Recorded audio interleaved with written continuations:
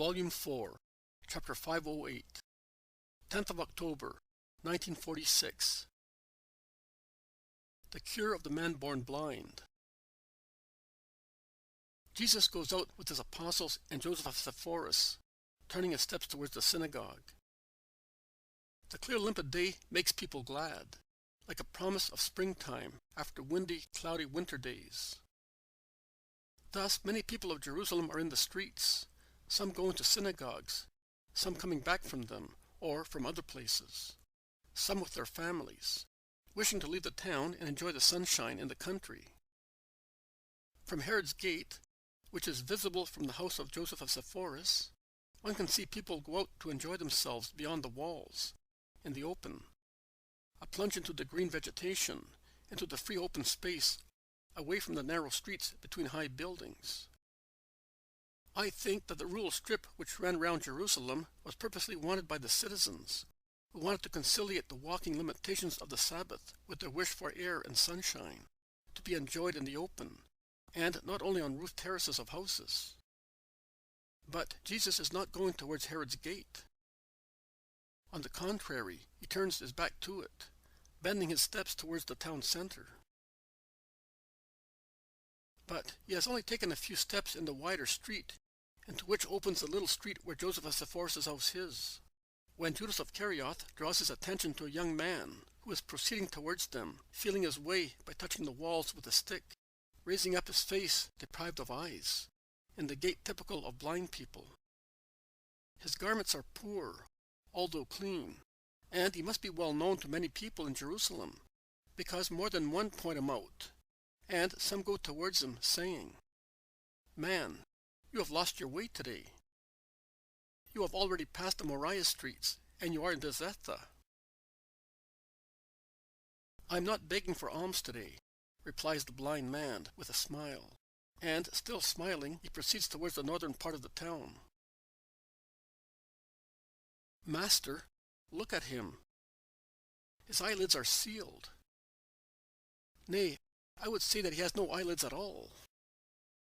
His forehead is joined to his cheeks without any cavity, and no eyeballs appear to be underneath.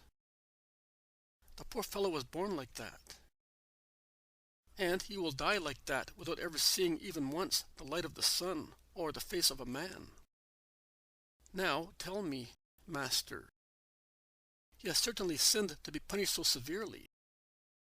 But if he was born blind, as he definitely was, can he have sinned before being born? Perhaps his parents committed sin, and God punished them by allowing him to be born thus." Also the other apostles, and Isaac and Marjam, pressed round the Master to hear his reply. And two well-to-do men of Jerusalem, who were a little behind the blind man, quickened their paces, hastening towards Jesus, as if they were attracted by the height of the Master, who towers above the crowd. There is also Joseph of Arimathea, who remains at a distance, and, leaning against a main door raised on 2 steps, he looks around, watching all faces. Jesus replies, and his words are clearly heard in the silence which has now been created. Neither he nor his parents have sinned more than any man sins, and perhaps they have sinned less, because poverty often refrains from sin. But he was born thus, so that, once again, the power and the works of God may be revealed through him. "I am the light which has come to the world, so that those of the world who have forgotten God, or have lost his spiritual image, may see and remember him, and those who seek God, or already belong to him, may be confirmed in their faith and love. The Father sent me that I may complete the knowledge of God in Israel and in the world, in the time still granted to Israel. I, therefore, must accomplish the work of him who sent me, testifying that I can do what he can, because I am one with him, and the world may know and see that the Son is not different to the Father, and may believe in me for what I am. Later, the night will come when it will no longer be possible to work, and it will be dark, and those who have not engraved in themselves my sign and their faith in me will no longer be able to do so in the darkness. Confusion, sorrow, desolation and ruin, which will overwhelm these places and astonish spirits with the orgasm of anguish. But as long as I am in the world, I am light and witness, word, way and life, wisdom, power and mercy. So go, meet the man born blind, and bring him here to me. Will you go, Andrew? I want to stay here and see what the Master does, replies Judas, pointing at the Master, who has bent down on the dusty road, has spat on the ground, and with his finger is mixing the dust and the spittle, forming a pellet of mud.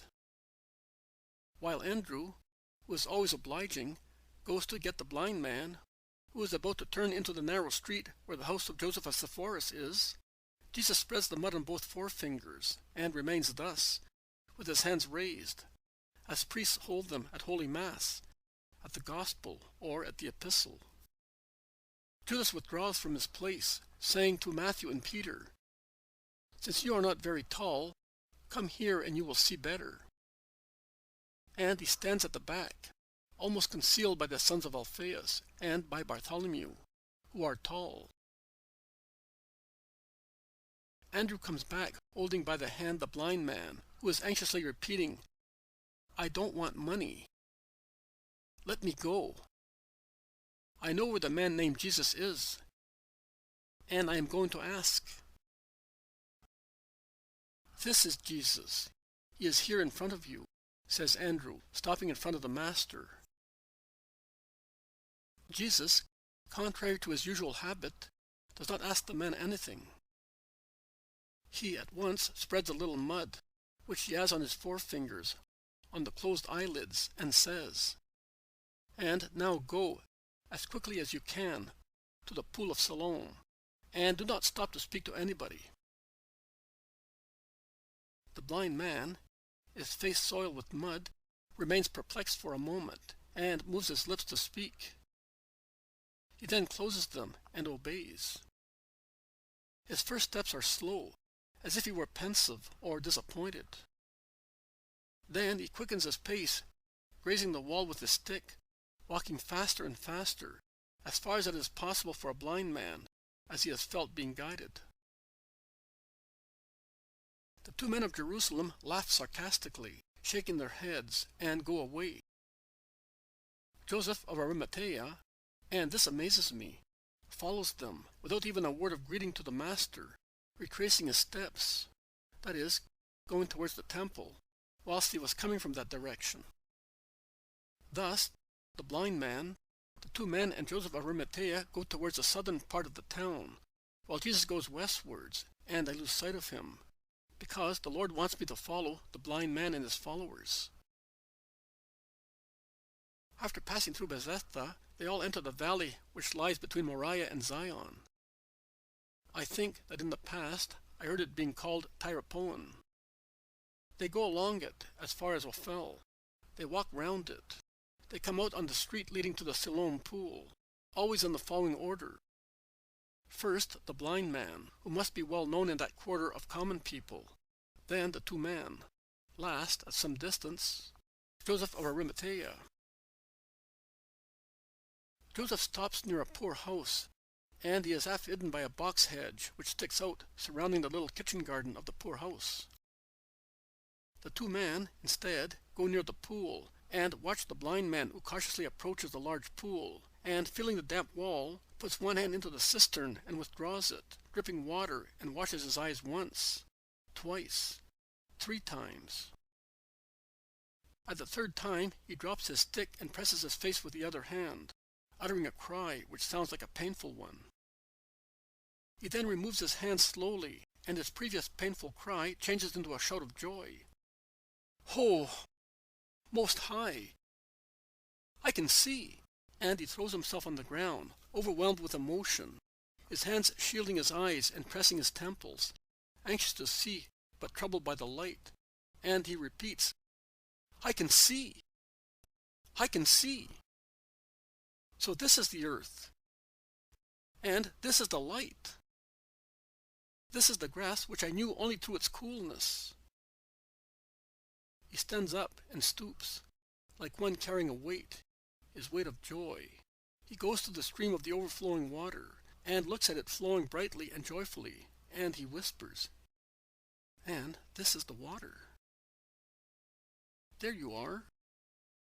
That's how I felt it with my fingers." He dips his hand into it. "It is cold and cannot be held, but I did not know you." Oh, beautiful, beautiful. How beautiful everything is. He looks up and sees a tree. He approaches it, touches it, stretches out a hand, draws a little branch to himself, looks at it and laughs, laughs. He screens his eyes with his hand and looks at the sky, at the sun, and 2 tears stream down his virgin eyelids, open to contemplate the world.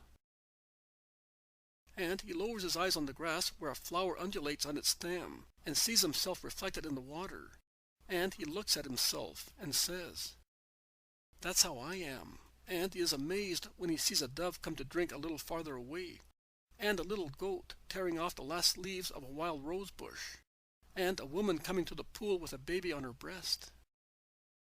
And that woman reminds him of his mother, whose face is unknown to him, and raising his arms towards the sky, he shouts, "May you be blessed, Most High, because of light, because of my mother, because of Jesus."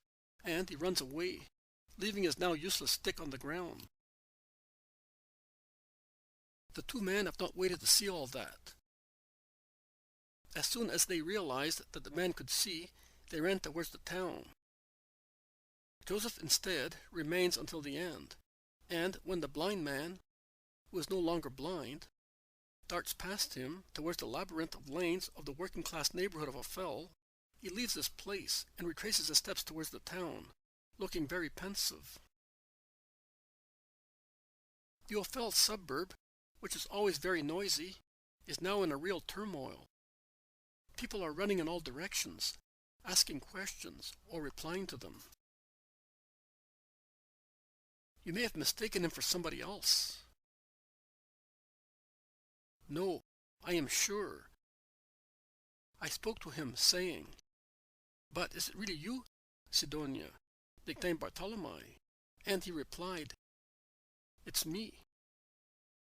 I wanted to ask him how it happened, but he ran away. Where is he now? He is certainly with his mother. Who has seen him? Ask some people who have just arrived. I did, reply many. But how did it happen? I saw him running without his stick, with 2 eyes in his face, and I said, "Look, Bartholomew would be like that if—" I tell you that I am still trembling. He came in shouting, "Mother, I see you." A great joy for his parents. He will now be able to help his father and earn his food. That poor woman, she was so overwhelmed with joy that she was not feeling well. Oh, there was one thing. I had gone to ask for some salt, and— Let us go and hear the man himself. Joseph of Arimathea is caught up in the uproar, and I do not know whether out of curiosity or spirit of imitation, he follows the crowd and ends up in a blind alley, which would lead to the Kidron if it continued. The people crowd there, overcoming with their voices the rustling noise of the water of the torrent, swollen with the autumn rains. And Joseph arrives there when, from another lane joining with this one, the 2 men previously mentioned come with 3 more. A scribe, a priest, and another one whom I cannot identify by his garments. They elbow their way through the crowds arrogantly, and they try to enter the house crammed with people. The house consists of a large kitchen as black as tar, with a corner cut off by a rustic wooden partition, beyond which there is a couch and a door opening into another room with a bigger bed.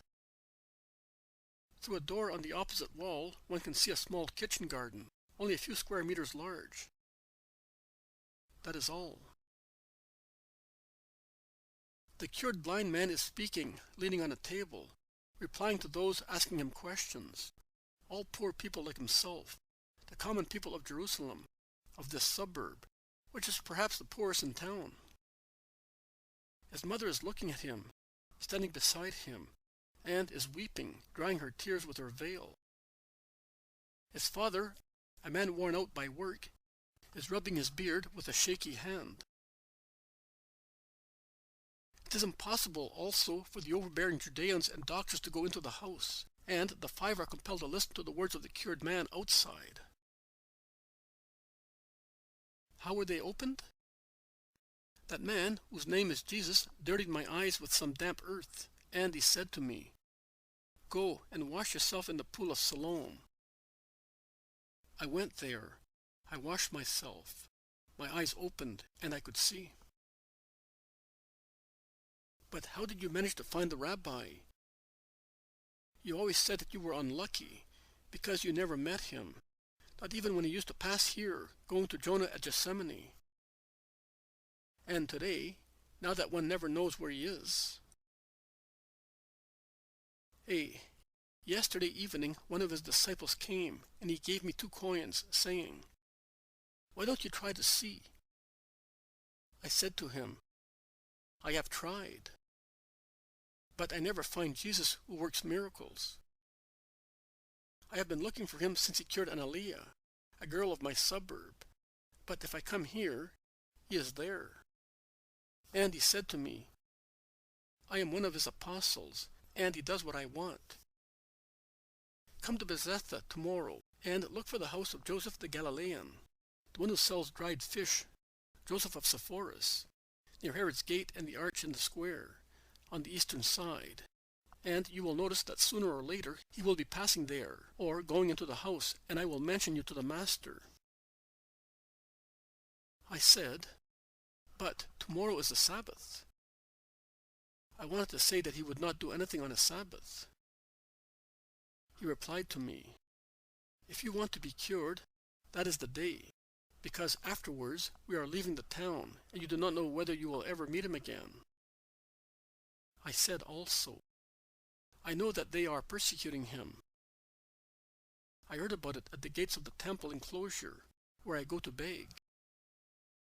So I say that now that they persecute him, he will be less willing to be persecuted, and he will not cure me on the Sabbath." And he replied, "Do as I tell you, and on the Sabbath you will see the sun." And I went. Who would not have gone when one of his apostles says so? He also said to me, "I am the one to whom he listens most, and I came especially because I feel sorry for you, and because I wanted his power to be displayed brightly after they despised him. You, who were born blind, will make it shine. I know what I am saying. Come, and you will see." And I went, and I had not yet arrived at Joseph's house when a man took me by the hand, but by his voice I knew that he was not the man who spoke to me yesterday, and he said to me, "Come with me, brother." But I did not want to go. I thought he wanted to give me some bread and money, perhaps some clothes, and I repeatedly asked him to let me go, because I had heard where I could find the man named Jesus. And he said to me, "This is Jesus, here, in front of you." But I could not see anything, because I was blind. I felt 2 fingers covered with wet earth touch me here and here, and I heard a voice say, "Go to the Siloam pool quickly, and wash yourself, and do not speak to anybody." And I did so. But I was downhearted, because I was hoping to see at once, and I almost concluded that it was a joke of some heartless youngsters, and I almost decided not to go. But I heard a kind of voice within me say, "Hope and obey." So I went to the pool and I washed myself, and I could see.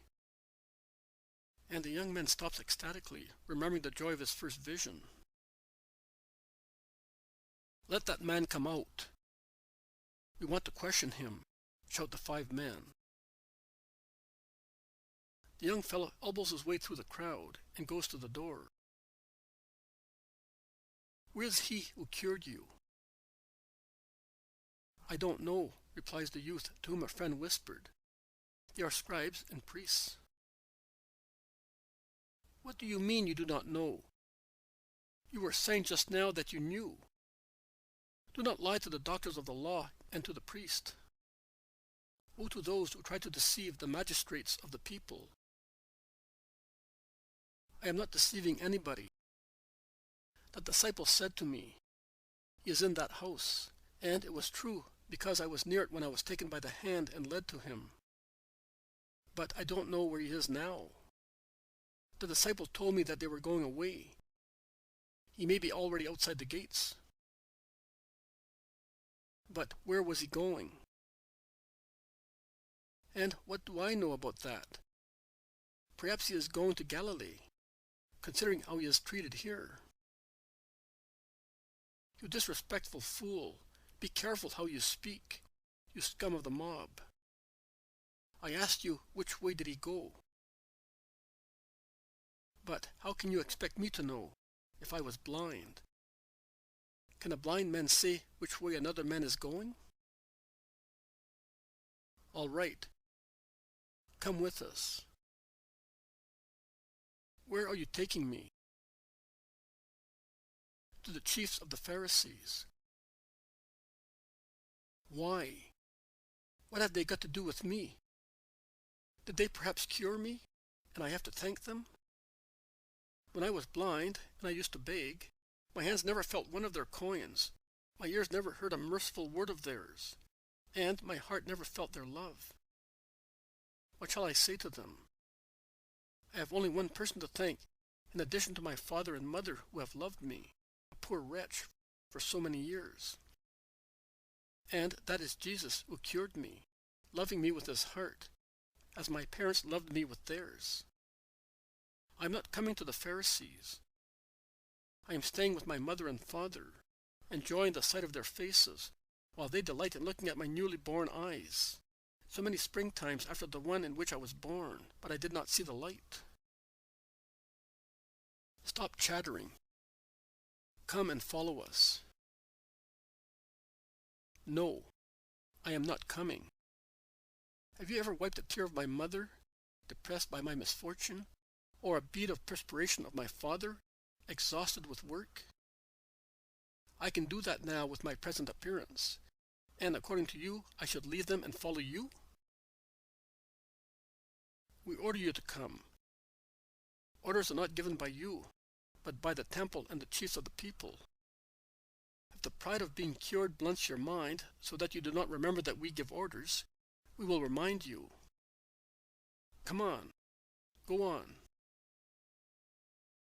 "But why must I come with you? What do you want of me?" "We want you to give evidence of the fact. This is the Sabbath. The deed was accomplished on the Sabbath. It is to be recorded as a sin of yours and of that Satan." "You are Satans. You are sinners. And I should come to testify against him who helped me? You must be drunk. I will come to the temple to bless the Lord, but not more than that. I have been in the darkness of blindness for many years, but my closed eyelids obscured only my eyes. My intellect has seen the light just the same, by the grace of God, and it tells me that I must not harm the only Holy One in Israel." "Man, that's enough. Don't you know that there are punishments for those who oppose the magistrates?" "I know nothing. I am here, and I am staying here. And you had better not injure me. You can see that the whole of Ophel is on my side." "Yes. Leave him alone. Jackals. He is protected by God. Don't touch him. God is with the poor. God is with us, you profiteers and hypocrites." crowd shouts and threatens in one of those spontaneous popular demonstrations, which are the outbreak of indignation of humble people against their oppressors, or the explosion of love for their protectors. And they cry out, "Woe betide you if you injure our Savior, the friend of the poor, the 3 times holy Messiah. Woe to you! We are not afraid of the wrath of Herod or of the chiefs when we wanted. We are not afraid of yours, you old toothless hyenas, you jackals with blunt claws, you useless overbearing fellows. Rome does not want tumults and does not oppress the rabbi because he is peaceful. But Rome knows you. Go away. Away with the quarters of those who you oppress with tithes exceeding their means, in order to have money and satisfy your hunger for pleasure and accomplish disgraceful negotiations. You are the descendants of Jason, the descendants of Simon, the torturers of the 2 Eleazars, of the holy Oniases. You despisers of the prophets, go away. The tumult becomes fiercer and fiercer. Joseph of Arimathea, who is crushed against a little wall, and, so far, has been a diligent but passive spectator of the events, climbs on the little wall with agility unforeseeable in an old man, and, what is more, muffled in garments and a wide mantle, and standing on the wall, he shouts, "Silence, citizens, and listen to Joseph the elder." 1, 2, 10 heads turn round in the direction of the cry. They see Joseph. They shout his name. The Arimathean must be well known. It must stand high in the people's favor, because the cries of indignation turn into shouts of joy. Joseph the elder is here. Long live Joseph. Peace and long life to the just man. Peace and blessing to the benefactor of the poor. Silence. Joseph is going to speak. Silence. The crowd becomes silent with some difficulty, and for some moments the rustling of the Kidron can be heard beyond the lane. Everybody is now looking at Joseph, as they have all forgotten what made them look in the opposite direction. The 5 wretched improvident men who gave rise to the uproar. Citizens of Jerusalem, men of Ophel, why are you allowing yourself to be blinded with suspicion and anger? Why lack respect and infringe the customs, since you have always been so faithful to the laws of our ancestors? What are you afraid of? Do you, perhaps, fear the temple is a Molech who does not give back what he receives? Are you afraid that your judges are all blind, blinder than your friend, blind in their hearts and deaf to justice? Is it not our custom that prodigious events are testified, written, and kept by those who are responsible for the chronicles of Israel? So, also to honor the rabbi whom you love, let the miraculously cured man go up to the temple to give evidence of the work he accomplished. Are you still hesitant? Well, I stand surety that no harm will befall Bartholomew. And you know that I do not lie. I will escort him up there like a son dear to me, and then I will bring him back here. Believe me. And do not turn the Sabbath into a day of sin by rebelling against your chiefs. What he says is right. We must not do that. We can believe him. He is a just man. His voice is always predominant in the good resolutions of the Sanhedrin. The people consult with one another, and they end up shouting, "Yes, we will trust our friend to you." Then they address the young man. "Come, be not afraid. With Joseph of Arimathea, you are as safe as you would be with your father, and even safer."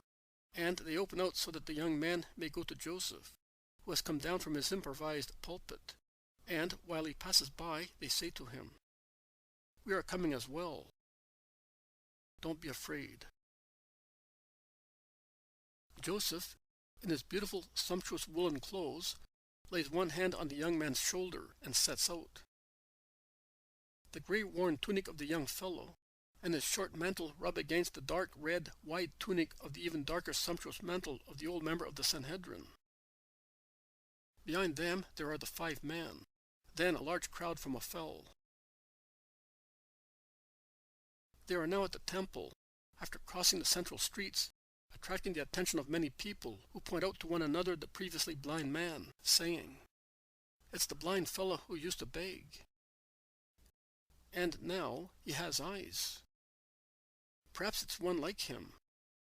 No, it's certainly the same man, and they are taking him to the temple. Let us go and see." And the train becomes longer and longer until they disappear within the walls of the temple. Joseph leads the young men into a hall, which is not the Sanhedrin, where there are many Pharisees and scribes.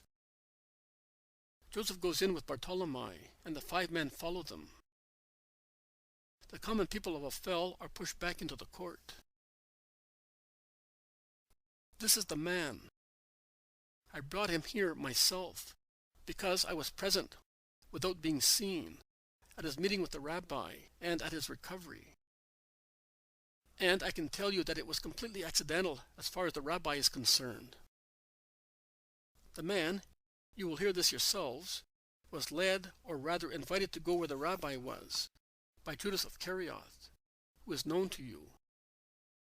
And I heard, and these 2 who were with me also heard, because they were present, how Judas induced Jesus of Nazareth to work the miracle.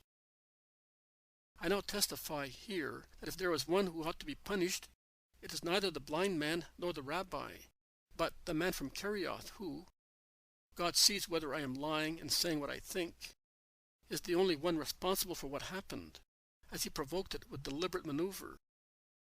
That is my statement. What you state does not cancel the fault of the rabbi. If one of his disciples sins, the master must not commit sin. And he sinned by curing this man on a Sabbath. He accomplished a servile work. To spit on the ground is not a servile work. And to touch the eyes of another person is not a servile work either. I am touching this man as well, but I do not think that I am committing a sin. He worked a miracle on the Sabbath. That's why he sinned.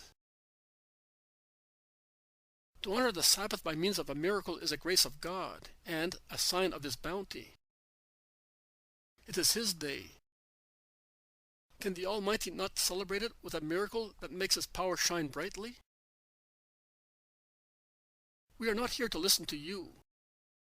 You are not accused. We want to question that man. It's for you to reply. How did you get your eyesight? I have explained that, and these people heard me. The disciple of that Jesus said to me yesterday, "Come, and I will have you cured." And I came. And I felt some mud being put here, and I heard a voice say to me to go to the Siloam pool and wash myself.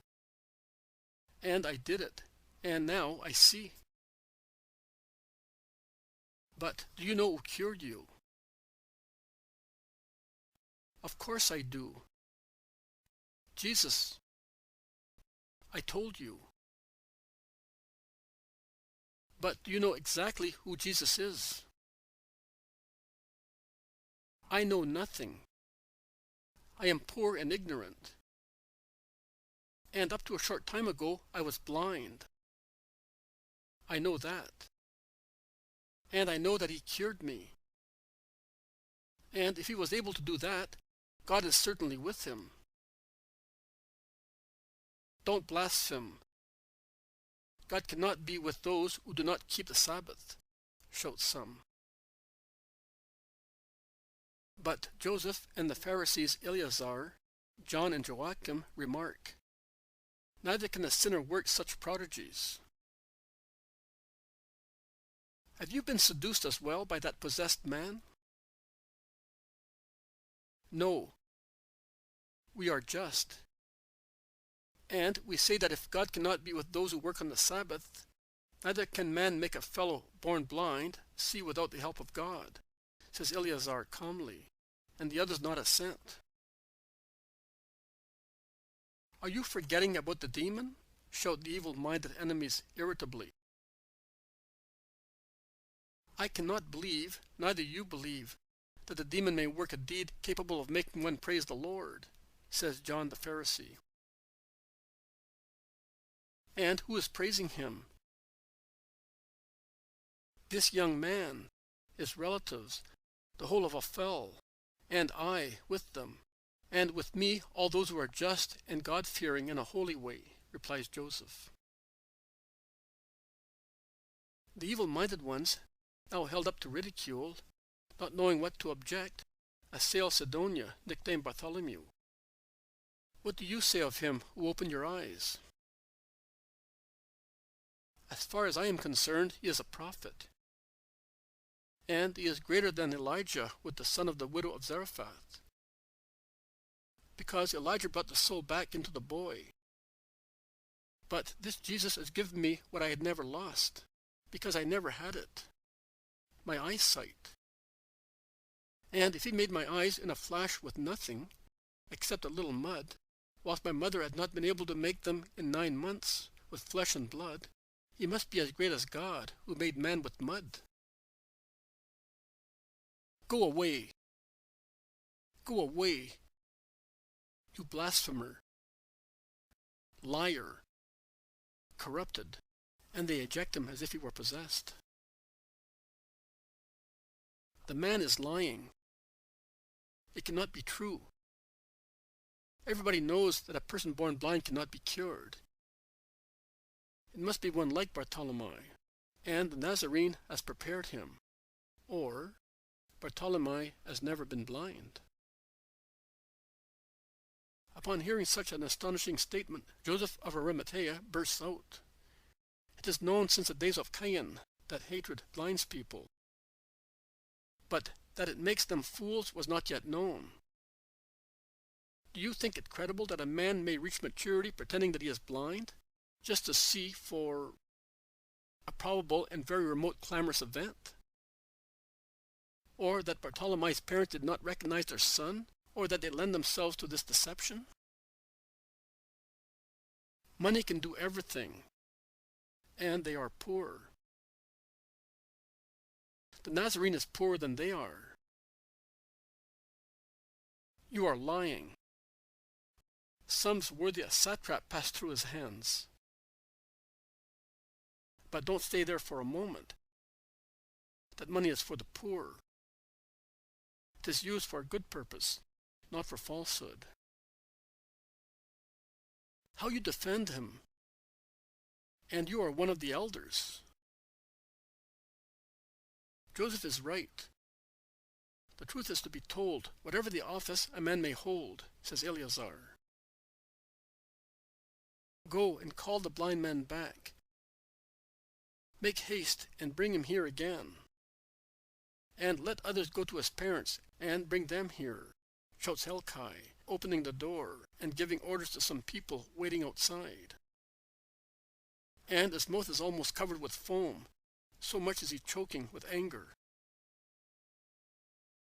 Some people run here, some there. The first to come back is Sidonia, named Bartholomew, who is surprised and annoyed. They push him into a corner, watching him as a pack of hounds gaze at game. Later, after some time, his parents arrive, surrounded by a crowd. You too, come in. All the others out. The two go in, looking frightened. They see their son in the corner, unharmed, but under arrest. His mother moans, "Son." And this was to be a happy day for us. Listen to us. Is that man your son? Asks one of the Pharisees rudely. Of course he is our son. And who would it be if it were not him? Are you really certain?" The father and mother are so amazed at the question that they look at each other before replying. "Answer my question." "Noble Pharisee, do you think that a father and mother may be deceived with regard to their child?" says the father humbly. "But can you swear that?" "Yes, that for no amount of money you have been asked to say that this is your son, whereas he is one like him." "Asked to say? And by whom?" "Swear? Yes, 1,000 times, in the name of the altar and in the name of God, if you wish so." His assertion is so resolute that it would discourage the most pig-headed person. But the Pharisees are not disheartened. They ask, "But was your son not born blind?" "Yes, he was. His eyelids were closed, and there was nothing under them." "How come he can see now? He has eyes, and his eyelids are open." "You are not going to tell me that eyes grow just like that, like flowers at springtime, and that an eyelid opens just like the calyx of a flower," says another Pharisee, laughing sarcastically. "We know that this man has really been our son for almost 30 years, and that he was born blind. But we do not know how he can now see, or who opened his eyes. In any case, ask him. He is not an idiot or a little boy. He is well on in age. Ask him, and he will tell you." "You are lying. In your house he said how he was cured, and by whom." "Why do you say that you do not know?" shouts one of the two men who had always followed the blind man. We were so dumbfounded with amazement that we did not listen to him, the two reply apologetically. The Pharisee turns to Sidonia, nicknamed Bartholomew, saying, "Come here, and give glory to God, if you can. Don't you know that he who touched your eyes is a sinner? Don't you know? Well, you had better know. We are telling you because we know." "Who knows? It may well be as you say. I don't know whether he is a sinner or not. I only know that previously I was blind, and now I can see, and quite clearly." "But what did he do to you? How did he open your eyes?" "I have already told you, and you did not listen to me. Now you want to hear it all over again? Why? Do you want to become his disciples?" "Fool! You can be the disciple of that man. We are the disciples of Moses. And we know everything about Moses, and that God spoke to him. But of this man we know nothing, where he comes from and who he is, and no prodigy of heaven points him out as a prophet.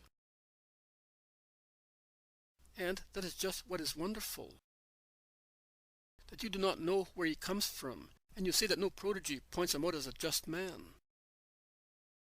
But he opened my eyes, and none of us in Israel had ever been able to do that, not even the love of a mother and the sacrifices of my father. But there is one thing that we all know, both you and I, that is, that God does not hear sinners, but only those who fear God and do his will. In no part of the world it has ever been heard that anyone was able to open the eyes of a man born blind, but this Jesus has done that. If he did not come from God, he would not have been able to do it. You were born a sinner through and through, and you are as disfigured in your spirit as you were in your body, and even more so, and you pretend to teach us? Go away, cursed abortion, and become a demon with your seducer. Go away, all of you, foolish, sinful populace." And they eject the son, father, and mother, as if they were 3 lepers. The three go away quickly, followed by their friends. But when he is outside the enclosure, Sidonia turns round and says, "And you can stay where you are and say what you like." The truth is that I see, and I praise God for it. You may be demons, not the good one who cured me. Be quiet, son. Be quiet, lest it should be detrimental to us, moans his mother. Oh, mother, has the air in that hall poisoned your soul, as you used to teach me to praise God in my misfortune, and now you cannot thank him in our joy, and you are afraid of man? If God has loved me and you so much as to grant us the miracle, will he not be able to defend us from a handful of men? Our son is right, woman. Let us go to our synagogue to praise the Lord, since they have driven us out of the temple. And let us go at once, before the Sabbath is over. And, hastening their paces, they disappear in the lanes in the valley.